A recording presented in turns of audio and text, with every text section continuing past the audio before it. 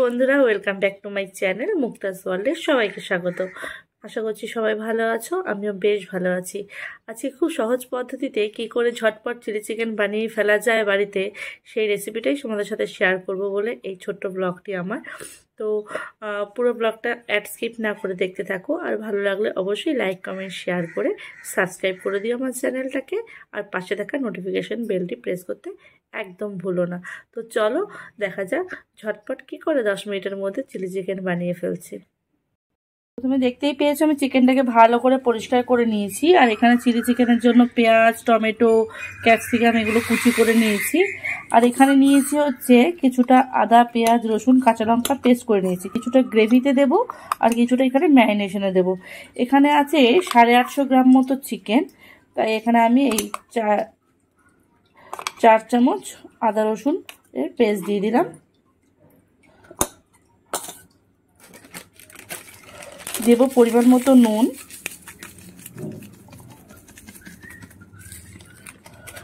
আর একটা ডিম ফাটিয়ে দেব।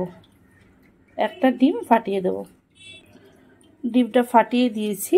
এবার ভালো করে আমি এগুলোকে মিশিয়ে নেব। সয়া সস বা কোনো সসই আমি ইউজ করব না, একদম প্লেন অ্যান্ড সিম্পল ঘরোয়া পদ্ধতিতে করব, একটু যাতে শরীরের দিকেও তো চিন্তা করতে হবে যে সয়া সস খুব একটা ভালো নয় শরীরের পক্ষে, যাদের কোলেস্ট্রল আছে, থাইরয়েড আছে, সয়া সসটা একদমই খাওয়া উচিত নয়। আর আমার যেহেতু হাই থাইরয়েড, তাই সয়া সসটা আমি খুব বলতে কি মানে একদমই কম ইউজ করি। না পারতে যেসব ডিশে না দিলে নয় সেগুলো দিই, বাকিগুলোতে দিই না। তো চলো, এরকম ভালো করে মাখা হয়ে গেছে,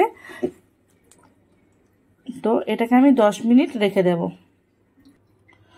10 মিনিট হয়ে গেছে। এদিকে আমি দেখো কড়াইতে একদম বেশি করে তেল দিয়ে দিয়েছি পকোড়াগুলোকে ভেজে নেওয়ার জন্য। আর এদিকে আমি চিকেনটার সাথে অ্যারোরুট মিশিয়ে নেব। এখানে আমি বড় 2 চামচ, এই যে এরকম ছোট ডাব্বু হাতা 2 চামচ অ্যারোরুট দিয়ে দেব।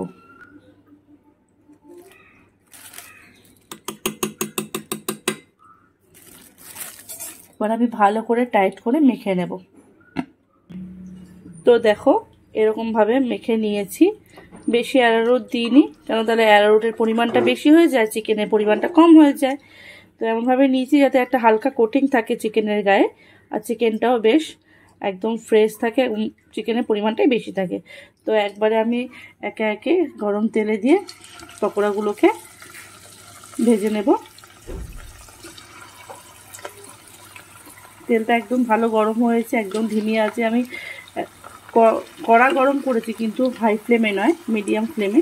আর মিডিয়াম ফ্লেমে আমি চিকেনগুলোকে পুরো এক এক করে ভেজে নেব।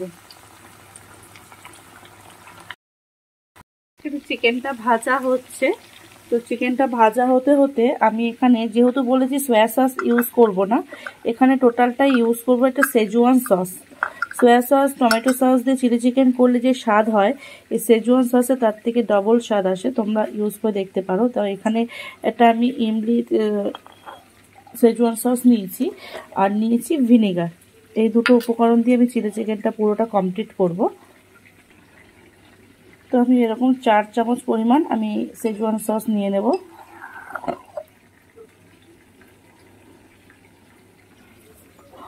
আর জাস্ট নাম মাত্র 2 চামচ মতো নিয়ে নেব হচ্ছে টমেটো কেচাপ। এটা একদম প্লেন, কোনো ফ্লেভার না, অনলি টমেটো কেচাপ, কোনো ফ্লেভারের নয়। আর নিয়ে নেব হচ্ছে 4 চামচ পরিমাণ ভিনেগার। এবার মশলাটাকে আমি ভালো করে মিশিয়ে নেব। তো ভালো করে মিশিয়ে নিয়েছি, দেখো একদম সসটাকে।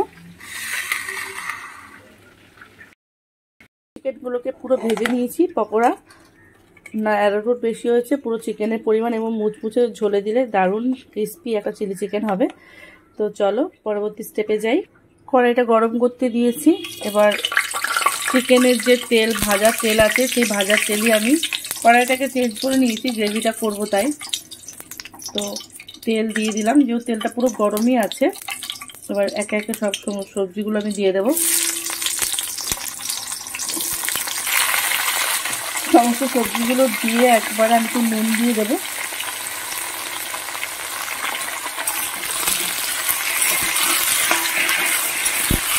2 থেকে 3 মিনিট একটু ভালো করে ভাজা করে নেব, মানে হালকা করে ভাজা হবে, পুরো ফ্রাই হবে না। দেখো সবজিগুলো প্রায় মজে এসছে। এবার আমি যে আদা, পেঁয়াজ, রসুন, কাঁচা লঙ্কা একটা পেস্ট করে রেখেছিলাম, মশলাটা দিয়ে দেবো।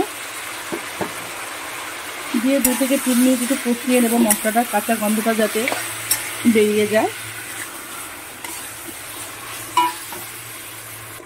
মশলাটা প্রায় কষে এসছে। এবার পরিমাণ মতো একটু চিনি দিয়ে দিলাম। এটা পুরোটাই স্বাদ মতো, যেটা হলো যতটা মিষ্টি হোক।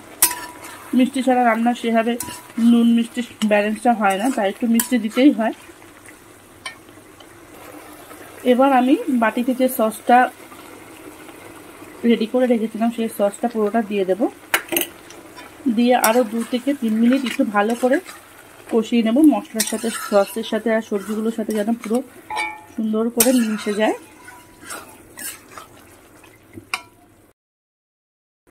দেখুন মশলাটা পুরো, সস আর মশলা পুরো রেডি হয়ে গেছে, কালার পুরো চেঞ্জ হয়ে গেছে। তখন বুঝবো যে মশলাটা কি সুন্দর কালার এসছে। দেখুন এবার আমি ভেজে রাখা চিকেনের পকোড়াগুলো দিয়ে ভালো করে মিশিয়ে নেব। দেখুন ভালো করে মিশিয়ে নিচ্ছি চিকেনের সাথে সস সব কিছু। এটা আমি কোনো জল ইউজ করব না বা অ্যারোরুট ইউজ করব না গ্রেভি বানানোর জন্য, একদম ড্রাই চিলি চিকেন হবে। এখন কি সুন্দর রং এসছে এবং পুরো রেডি আমার ড্রাই চিলি চিকেন। খেতে দারুণ হয়। গ্রেভি অ্যারোরুট দিলে স্বাদটা অনেক সময় একটু কেমন যেন পাঞ্চে পাঞ্চে হয়ে আসে, ওটার থেকে আমার এই ড্রাই চিলি চিকেনটা বেশ ভালো লাগে। আপনারাও ট্রাই করে দেখতে পারেন। দেখুন গ্যাসটা অফ করে আমি পুরো সার্ভ করে নিয়েছি। রেসিপিটা কেমন লাগলো অবশ্যই আমায় জানিও, আর ভালো লাগলে অবশ্যই লাইক, কমেন্ট, শেয়ার, সাবস্ক্রাইব করে পাশে থাকা নোটিফিকেশন বেলটি প্লিজ প্রেস করে দিও। আবারও পরবর্তী কোনো ব্লগ বা রেসিপি নিয়ে হাজির হয়ে যাব তোমাদের সাথে। ততক্ষণ ভালো থেকো, সুস্থ থেকো, টাটা।